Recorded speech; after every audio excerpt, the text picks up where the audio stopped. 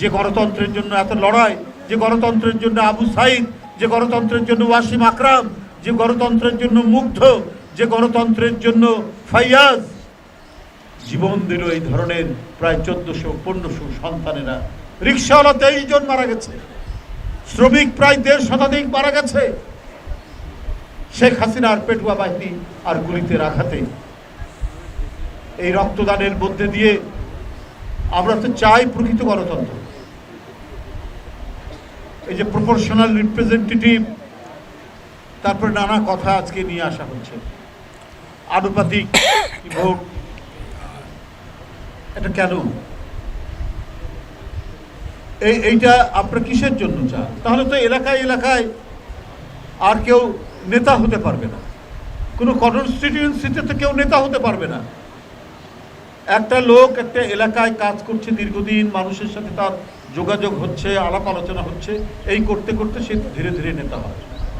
যখন এই আনুপাতিক ভোটের বিষয়টি আসবে তখন তো দলকে ভোট দিবে, দল তারপরে বেছে বেছে তার লোকদের এমপি বলে ঘোষণা করবে।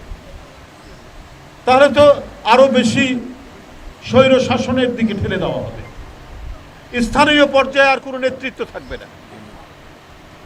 স্থানীয় পর্যায়ে কেউ আর নিজেদেরকে গড়ে তুলে একটা ক্যারিয়ার তৈরি করবে, সেটি তো করতে পারবে না।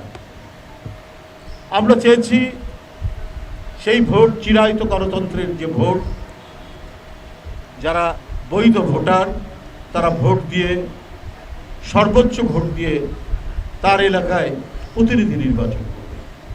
যে দলের প্রতিনিধিরা সবচেয়ে বেশি ভোট পাবে তারা সরকার গঠন করবে। এই 18 কোটির দেশ, যেখানে প্রায় 12 কোটির মতো ভোটার, সেখানে আপনি কিভাবে এই আনুপাতিক ভোটের কথা আপনারা বলছেন? এটা তো আমরা বুঝতে পারছি কিসের জন্য। যদি নির্বাচন নিয়ে, যদি গণতন্ত্রের ধারাবাহিকতা নিয়ে, যে গণতন্ত্র উদ্ধার করতে গিয়ে এত জীবন, এত রক্তদান, যে গণতন্ত্রের জন্য দেশের কোটি কোটি মানুষের